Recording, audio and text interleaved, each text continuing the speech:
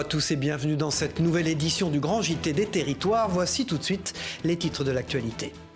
Des caméras pour surveiller les forêts. La rédaction de TV7, la chaîne du groupe Sud-Ouest, nous dévoilera dans ce journal les nouveaux moyens techniques qui seront déployés dès cet été pour protéger les forêts girondines. L'objectif, c'est d'éviter le scénario catastrophe de l'été dernier. Quand l'inflation s'invite dans les croquettes de vos animaux, TBO, la chaîne du groupe Le Télégramme, nous expliquera que la hausse des prix impacte aussi les rayons alimentaires animaliers. Et puis de l'art au mitard aussi dans ce journal. WEO TV, la chaîne de la Voix du Nord et du Courrier Picard, nous présentera le nouveau projet artistique implanté au cœur de la citadelle de Doullens. Une exposition en forme d'hommage pour des femmes enfermées sur place il y a 2 siècles. Et puis la rédaction de Canal 32 nous emmènera dans l'atelier d'un bronzier d'art, un métier très rare et à l'accent américain, vous le verrez, un beau reportage à découvrir en fin d'édition. Comment mieux lutter contre les feux de forêt après un été 2022 dévastateur et des dizaines de milliers d'hectares partis en fumée? Les autorités se préparent pour la période estivale. En Gironde, des caméras vont être installées pour la première fois pour permettre des interventions plus rapides des pompiers. Des moyens techniques qui s'ajoutent à de nouveaux équipements au sol et dans les airs. Les précisions d'Yvan Branchy pour TV7, la chaîne du groupe Sud-Ouest. C'est l'une des principales techniques de lutte, l'attaque du sinistre par jalonnement pour empêcher le feu de s'étendre. Un type d'intervention mené à de nombreuses reprises l'été dernier, lors des incendies qui ont ravagé près de 30 000 hectares en Gironde. Alors pour minimiser les risques en 2023, la priorité est de prévenir et de détecter rapidement les éventuels départs de feu. Nous développons, cette fois-ci, c'est une première partie de programme en 2023, la suite en 2024, des caméras de vidéo. Protection de la forêt, à l'instar de ce que l'on peut observer dans le département voisin des Landes. 8 caméras développées cette année, 14 autres l'année prochaine. À partir du mois d'août, 8 châteaux d'eau situés entre le Médoc et les Landes de Gascogne seront équipés de ces caméras. Un dispositif qui s'ajoute aux annonces il y a 3 semaines du ministre de l'Intérieur Gérald Darmanin. Un avion Dash, 4 avions Air Tractor et un hélicoptère bombardier d'eau seront ainsi basés cet été en Gironde, avec 2 Canadair prépositionnés en cas de risque. Les 36 millions d'euros supplémentaires de l'État permettront aux sapeurs-pompiers du Sud-Ouest d'acheter des camions et de renforcer l'effectif en cas de risque modéré. C'est effectivement y avoir une présence dans le massif de la DFCI, de la part des forces de l'ordre, notamment les gendarmes, mais les policiers, mais également les sapeurs-pompiers dans le cadre de dispositifs qu'on va mettre sur le terrain en fonction du niveau de risque. C'est également une action de communication pour, à travers la météo des feux, pour, informer et sensibiliser la population qu'il faut faire attention à notre massif. Un massif sous haute surveillance cet été, que le préfet pourrait interdire d'accès si le risque est jugé trop important. Voilà, et pour lutter contre les incendies, les pompiers peuvent aussi compter sur la solidarité du monde viticole. Dans les Pyrénées-Orientales, d'anciennes cuves à vin servent désormais de lieu de stockage pour l'eau. Des réserves précieuses en cas de feu et qui évitent d'utiliser l'eau potable. Les détails avec ce sujet d'Alizé Marty pour Via Occitanie. Situé en plein cœur des Fenouillèdes, le barrage de Caramani alimente différents canaux d'irrigation, comme celui-ci. Depuis plusieurs années, cette borne à incendie a été installée par le chef du centre de secours d'Estagel pour qu'il puisse s'alimenter facilement en eau. Aujourd'hui, les pompiers viennent extraire la ressource tout droit sortie de cette station de pompage afin de remplir ces cuves viticoles. Ici, on a 2 cuves de 50 000 litres chacune, remplies d'eau, donc qui nous serviront en cas de feu d'espace naturel. Avoir une réserve d'eau supplémentaire sur le secteur. Une vingtaine de cuves ont été mises à disposition par les caves coopératives du coin afin que le SDIS 66 ne manque pas d'eau pour cette saison estivale qui s'annonce rude pour les 35 pompiers volontaires de ce secteur des Fenouillèdes. C'est des petites communes, donc les châteaux d'eau sont calculés pour le nombre d'habitants afin d'éviter de taper sur des châteaux d'eau et pénaliser les habitants. Donc on garde en stock dans ces cuves de l'eau supplémentaire. La mobilisation continue sur l'ensemble du département des Pyrénées-Orientales. Une quinzaine d'autres caves coopératives vont mettre à disposition leurs cuves. En plus d'être pompier volontaire depuis 46 ans, Michel est vigneron. Lui qui connaît bien la vigne rappelle aussi le rôle important de ces plantations qui dessinent le paysage catalan. Ça peut canaliser le feu, nous servir à nous pour essayer de réduire les flammes et mettre notre personnel en sécurité surtout. Lors de l'incendie de Cerbère qui a brûlé près d'1 millier d'hectares, la vigne a bien joué son rôle de coupe-feu, mais jusqu'à quand ? Et après les dégâts des flammes, la vie reprend heureusement ses droits en forêt. Exemple dans la Sarthe où un terrain de 32 hectares vient d'être entièrement reboisé. 50 000 pousses ont été plantées. Un travail conséquent et qui s'inscrit bien sûr dans le temps. Un reportage de Laure Girard pour LMTV Sarthe. Regardez. À Ruaudin, là où la forêt a brûlé en juillet 2022. C'est une pousse parmi des milliers qui vont être replantées cette semaine sur une parcelle privée. Un chantier d'envergure et un travail à la chaîne. On les plante avec une distance demandée. Là, c'est 1,50 m entre chaque plant. Et on continue comme ça jusqu'à 17h. Mais on peut monter à 1000, 1100, 1200, tout dépend de notre forme. Plantées à la pelle ou plus rapide à la canne, ces pousses de pin maritime sont adaptées au sol sableux de Ruaudin. Mais on met aussi d'autres essences, et notamment du feuillu par îlot et par ligne pour la diversité de la parcelle. Voilà, ça participe aussi à ce qui est mis en place aussi aujourd'hui pour essayer d'éviter que les mêmes choses se reproduisent, c'est-à-dire notamment les feuillus qui vont brûler moins vite que les résineux, donc ça va permettre de temporiser un petit peu par endroit le feu le temps que les secours interviennent. Un chantier débuté à l'automne dernier. Il a d'abord fallu déboiser et valoriser les souches qui pouvaient l'être. Mais pour replanter une parcelle aussi vaste, de 32 hectares, il a aussi fallu faire appel à la générosité d'entreprises partenaires pour récolter un budget de 250 000 € sans fonds publics. L'entreprise Écoterie apporte cette aide technique et financière aux propriétaires privés pour reboiser massivement. C'est une entreprise qui est leader européen des solutions fondées sur la nature et qui va permettre aux entreprises et aux particuliers de s'engager pour la restauration des écosystèmes, pour la préservation de la biodiversité. Là, on est sur la plantation qui dure à peu près une semaine pour la moitié de la parcelle et une nouvelle semaine donc l'année prochaine pour l'autre moitié de la parcelle. Et puis ensuite, on a évidemment tout le suivi qui va se faire par étapes chaque année. En attendant que ces pousses deviennent grandes et ramènent toute la biodiversité qui existait avant sur cette parcelle. Aymeric Caron était l'invité jeudi matin de l'émission Face au territoire sur TV5 Monde. Le député La France Insoumise a été questionné notamment sur son engagement pour la cause animale. Écoutez ce qu'il a dit. Les sondages nous disent qu'entre 8 et 9 Français sur 10 souhaitent la fin de la corrida. Et néanmoins, on a vu que ma proposition de loi a été bloquée à l'Assemblée. Ce blocage a été permis par l'imperfection de nos institutions. Je vais peut-être pas revenir dans le détail des choses, mais bref, c'était présenté dans le cadre d'une niche parlementaire qui est limitée en temps. Et donc, il y avait tellement d'amendements farfelus qu'on a été obligé de retirer. Oui, moi je vais d'abord... Vous comptez poursuivre ce combat? Ah, mais évidemment. Je vais pas rentrer dans les choses techniques. Là, je suis en train de passer par la commission des lois pour leur demander de remettre le sujet dans l'hémicycle. Mais simplement, il faut que pour ça que je puisse convaincre d'autres groupes que la France Insoumise. Vous constatez que lorsqu'une municipalité organise une feria, en réalité, il y a à peu près 5% seulement des spectateurs. Imaginons qu'il y ait 1 million de personnes qui viennent, il n'y en a que 5% qui vont se déplacer à une corrida. Et on pourrait même imaginer la chose inverse, c'est-à-dire que s'il n'y avait plus de corrida, il y a peut-être plus de gens qui iraient aux férias.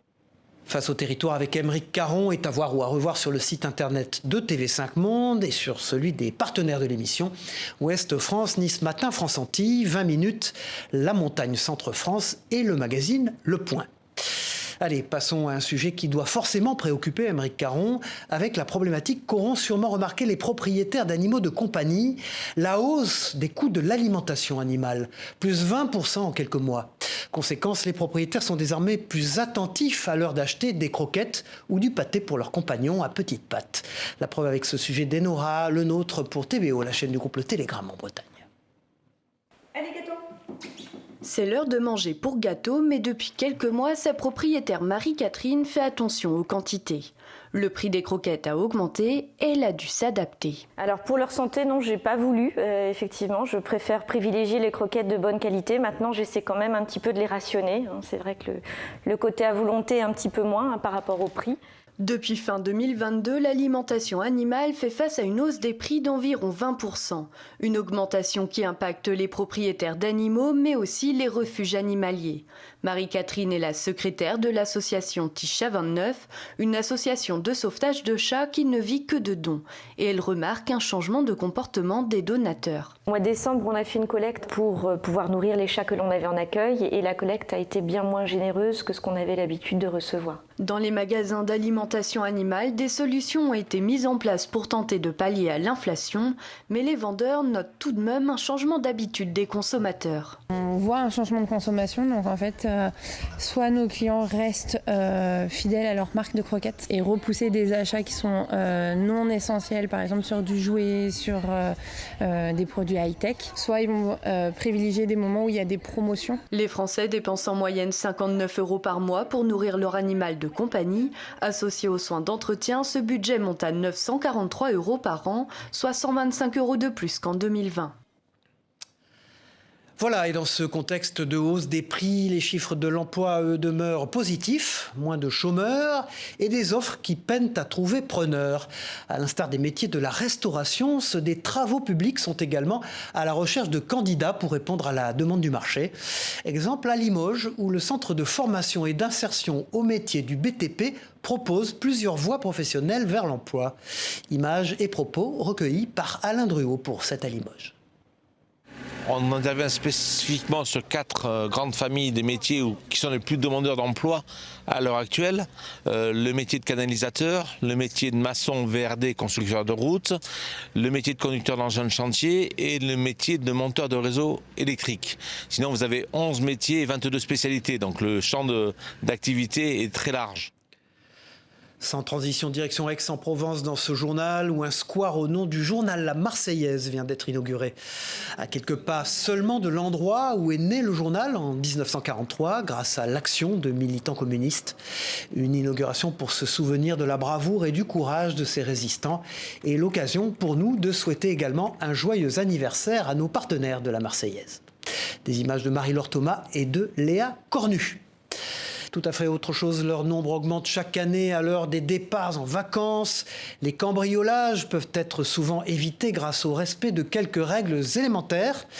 Des règles, vous le voyez sur ces images, qui est venu rappeler le temps d'une matinée près de Toulouse. L'ancien capitaine du 15 de France, Fabien Pelouse, l'ex-rugbyman et son maître 98 ont prêté main forte aux gendarmes lors d'une opération de sensibilisation sur un marché. Écoutez-le au micro de Clément Gassi pour nos partenaires de la Dépêche du Midi. Moi j'aime bien que mon image serve aussi à autre chose qu'à moi-même. Le fait de pouvoir par mon image diffuser au plus grand nombre, je crois que c'est en tout cas le sens de mon engagement sur cette opération. Ça peut vraiment arriver à n'importe qui, donc juste par les quelques petites postures que l'on peut adopter, on peut faire finalement de grandes différences. Allez, on poursuit ce journal avec ces images impressionnantes de Télé-Grenoble et de l'installation de la plus grande tyrolienne à pylône du monde dans la station de Champs-Rousse. Longue de plus de 2 km, celle-ci permettra d'effectuer une descente avec des pointes à 80 km/h. Ouverture au public prévue le 17 juin prochain. Un moyen pour la station de diversifier ses activités. Précision recueillie par Théo Laroche pour Télé-Grenoble. Écoutez. Les gens ont changé l'attitude face à la montagne. Maintenant, on n'est plus sur des dévoreurs de domaines et des dévoreurs de journées. On est sur des gens qui font 3 heures de ski dans la journée et ensuite cherchent une activité, on va dire, annexe à réaliser. Ça restera évidemment un produit exceptionnel. Je pense à un produit qu'on fait l'hiver, qu'on fait l'été, qu'on offre pour un anniversaire. Voilà, et pour les amateurs de sensations fortes, notez qu'il vous faudra débourser 35 € pour profiter de cette descente 60 mètres au-dessus du sol. À quelques kilomètres de là, sur le lac d'Annecy, c'est un drôle d'engin qui est entré en action en ce mois de mai. Comme chaque année depuis presque 20 ans désormais, une machine amphibie est chargée de gratter les fonds du lac. Objectif, lutter contre la prolifération de la puce du canard et d'autres espèces indésirables. Précision de Sébastien Germain pour la rédaction de 8 Mont-Blanc. Il régnait comme un petit air d'été ce mercredi sur les bords du lac d'Annecy. Sous un soleil de plomb, ils étaient nombreux à être venus profiter de ces températures presque estivales au bord du lac à la plage d'Albini. À quelques kilomètres de là, le panorama est bien différent au Marquisat. Si les bateaux sont de sortie, ici la baignade est interdite. Et tout l'après-midi, un drôle d'engin va enchaîner les allers-retours le long de la rive avec un objectif bien précis, faire la chasse à la puce du canard. Le but de la machine, c'est de gratter le fond, les substrats, pour faire sortir le parasite qui se trouve dans un petit escargot qui est au fond de l'eau. Avec l'air, on gratte le fond mécaniquement pour casser l'escargot pour qu'il sorte avant la baignade. Organisé chaque année avant l'été depuis 2005 par le SILA, le syndicat intercommunal du lac d'Annecy, cette campagne vise avant tout à limiter la prolifération de la puce du canard, et ce, depuis sa base. Dans la fiente du canard, vous avez les parasites. Les limnés, qui sont des petits escargots au fond du lac, donc mangent cette fiente et ensuite libèrent une puce. Et un seul limné peut libérer jusqu'à plus de 2000 puces. Donc la puce ensuite recherche un corps à sang chaud, et alors où elle retrouve le canard, où elle trouve le baigneur. Cette période d'avant-saison estivale est aussi l'occasion de rappeler les bons gestes à adopter face à la menace de la moule quagga qui guette le lac d'Annecy. À savoir, bien laver les embarcations ou encore vidanger les réservoirs. Pour le moment, il n'y a pas de moule quagga dans le lac d'Annecy, mais c'est encore plus important de redoubler de vigilance parce qu'on sait que le lac Léman est infesté, on sait que le lac du Bourget est infesté et que ça a des impacts extrêmement importants sur la distribution de l'eau potable. À Annecy, 70% de l'eau potable est distribuée et vient du lac, donc c'est important de préserver nos canalisations d'eau potable, sinon ça coûterait extrêmement cher. Cette opération anti-espèces aquatiques indésirables va durer jusqu'au 22 mai 2023 sur 6 plages tout autour du lac, entre Annecy et Sevrier. Voilà, sur l'eau, restons-y dans ce journal avec cette bonne idée d'évasion, avec le retour des beaux jours. Que diriez-vous d'une escapade à bord d'un bateau sans permis ? Et oui, c'est possible, notamment en Bretagne, vous allez le voir. Quelques conseils techniques avant le départ suffisent et les marins d'eau douce peuvent s'embarquer pour un voyage. Un sujet de la rédaction de TVR. Regardez. Nous allons rentrer tranquillement dans l'écluse. On s'amarre avant l'écluse ou... Naviguer sur un fleuve, pour ce couple brestois, c'est une première. Ici, vous avez le klaxon. Okay. C'est tout. Et le stop, du coup, il est qu'en bas. Et qu'en bas. Durant 3 jours, Anne-Isabelle et Sylvain vont remonter la Vilaine et l'Aff de Guy Primessac jusqu'à la Gacilly. C'était mon anniversaire cette semaine. Et puis, on avait envie de changer un petit peu... du camion, parce qu'on a un transporteur, donc c'est une autre façon de voyager. 15 heures de bateau, rythmées par le passage des écluses. Il faut bien savoir comment s'y prendre, où elle se trouve, quel ponton on peut s'arrêter, lesquels on ne peut pas s'arrêter. Mais avant de prendre le fleuve, il faut avoir le bateau en main. La rivière est totalement différente de la mer. Les codes de navigation sont différentes. La façon de naviguer est totalement différente. Il n'y a pas de courant. Le vent, tout ça joue beaucoup dans la navigation en rivière pour les entrées des écluses qui sont beaucoup plus étroites. Un bateau de moins de 15 mètres qu'ils ont loué au port de Guy Primessac. Cette entreprise est spécialisée dans les bateaux fluviaux. C'est l'une des seules en Ille-et-Vilaine à proposer ce type de séjour sur l'un de ses 23 bâtiments. La quasi-totalité est louée durant les vacances de Pâques. Ce jour, ils seront 3 familles à récupérer leurs clés, tous à la recherche d'un peu de tranquillité. On va rechercher des coins de nature, des petites visites, par exemple comme la Gacilly, le Redon ou la Roche-Bernard, qui sont des villes qui attirent énormément nos clients. Bonjour. Notre région compte 570 km de canaux répartis sur 3 sections navigables. L'occasion de faire une pause au fil de l'eau. Ok, c'est bon. Allez, bonne croisière à vous. Voilà, et si l'art prenait possession du mitard, à Doulins, dans la Somme, un collectif de street artistes a investi, le temps d'une exposition éphémère, l'historique citadelle de la ville. Sur les murs et dans les cellules, des peintures et des collages rendent hommage aux femmes, parfois mineures, qui ont été privées de liberté dans ces anciens bâtiments militaires. Un travail à découvrir jusqu'en septembre prochain et dont Jérémy Houbron vous dévoile quelques images pour ce sujet de WEO TV, la chaîne de la Voix du Nord et du Courrier Picard. Des visages presque fantomatiques, comme des ombres venues d'un lointain passé. Depuis avril, la citadelle de Doulan rend accessible au public l'une de ses plus longues pages d'histoire, celle liée à l'incarcération des femmes. Sur les murs de cet ancien mitard, des œuvres éphémères réalisées par 8 street artistes, comme un hommage aux femmes emprisonnées.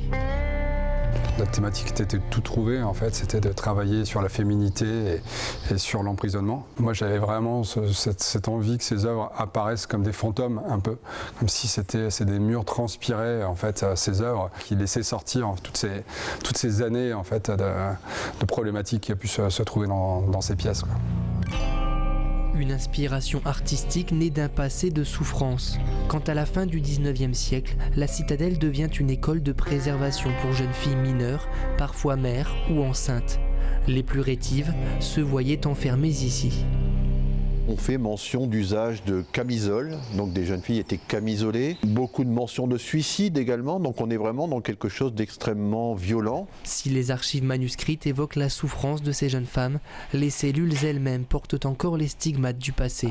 À l'image des dizaines d'inscriptions qui recouvrent ces murs, des fragments de vie qu'il faut savoir observer. On s'aperçoit qu'il y a des dizaines d'inscriptions. Reste à faire dans cette turne 235 jours.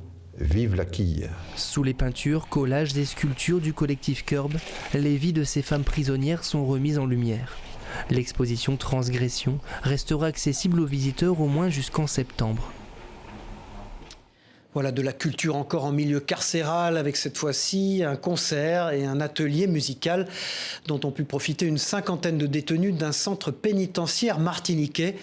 Invité pour l'occasion l'artiste jamaïcain Fantan Modja. Un moment de détente mais aussi de réflexion pour ces prisonniers. Précision recueillie par Aude Sioul-Tidas pour Via TV Martinique. Un moment de pur bonheur et d'amusement. Une cinquantaine de détenus ont pu décompresser avec leur artiste préféré et ses lyrics aux bonnes vibrations. Le reggae, ça fait partie de nous en fait, ouais, c'est une bonne chose pour nous. Ça nous permet de nous évader, on peut dire. Bon, on apprécie, puisque ça fait du bien, ça remonte le moral. Et puis bon, d'avoir un artiste comme Fantan Modja, on va dire que c'est pas donné à toutes les prisons. Pour la première fois au centre pénitentiaire de Ducos, des détenus de différents secteurs se sont rassemblés, des prévenus à ceux ayant de lourdes peines. Ils étaient accompagnés d'agents pénitentiaires qui ont eux aussi apprécié le moment. Ils ont le droit de s'amuser, ils purgent leur peine, mais ils ont quand même le droit de fêter, ils ont quand même le droit de s'amuser.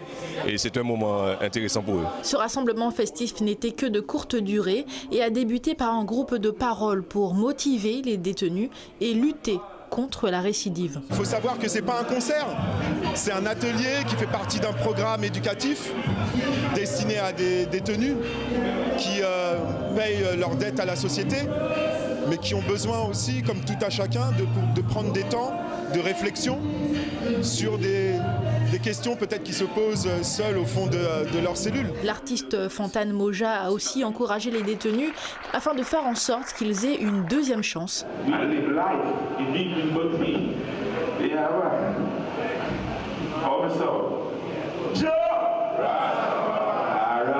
L'artiste a déjà promis son retour sur la scène carcérale martiniquaise, convaincu que cela changera les esprits. Allez, on ferme ce journal à la découverte d'un métier rare, bronzier d'art, une profession que pratique depuis l'âge de 17 ans Jean-Maurice Sellerier dans l'Aube. Dans son atelier, ce passionné restaure des portails, des statues et des mobiliers venus du monde entier. Et parmi ses clients les plus fidèles, le gouvernement américain. Rien que ça fait appel souvent à lui. Un sujet de la rédaction de Canal 32 sur place. Les clients de ce bronzier d'art le qualifient de sauveur du patrimoine. C'est par le gouvernement américain. Donc là, il a fallu que je refasse le plâtre d'après une photo. Ce meilleur ouvrier de France ne compte plus les restaurations réalisées pour le gouvernement américain.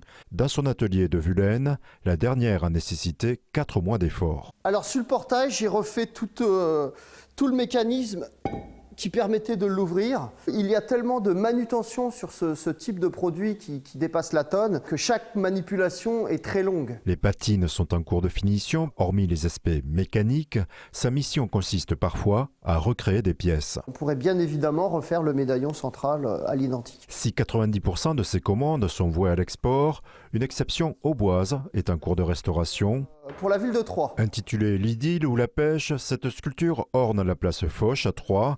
Jean-Maurice l'a créée à partir d'un moulage de l'œuvre originale de Joseph Marius. Aujourd'hui, cette copie a subi les affres du temps. Jean-Maurice Sellerier a commencé son parcours d'apprentissage à l'âge de 17 ans au sein de plusieurs écoles, dont Boulle. Hormis les commandes publiques, il crée également des pièces uniques comme ces pieds de tabouret pour des particuliers exigeants, discrets et parfois fortunés. Là, nous avons l'objet qui a été entièrement ciselé. C'est pour ça qu'on voit le bronze naturel qui ont été ciselés donc avec les petits ciselés, des petits outils comme ceci. Et en finition, ils vont être dorés. Donc voilà l'objet fini doré avant d'être monté. Le métier de bronzier d'art étant peu répandu, grâce à son savoir-faire, les commandes se succèdent constamment. Voilà, c'est la fin de cette édition. Merci d'avoir suivi ce grand JT des territoires. On se retrouve très vite pour une prochaine édition. Au revoir à tous.